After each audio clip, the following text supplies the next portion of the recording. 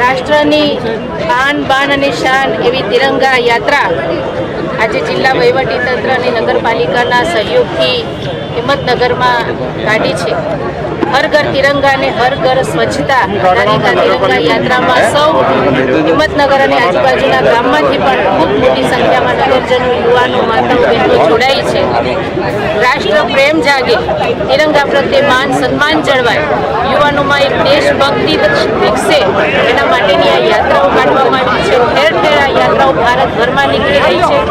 રાષ્ટ્રપ્રથમની ભાવના સાથે ચાલતા આદરણીય વડાપ્રધાન શ્રી નરેન્દ્રભાઈ મોદીજીના નેતૃત્વમાં આજે દેશ વિકાસ પામી રહ્યો છે. ત્યારે દરેક નાગરિકોના, દરેક જનતાના મનમાં એક રાષ્ટ્ર ભાવના જાગે એ હેતુથી આ તિરંગા યાત્રા કાઢવામાં આવી છે.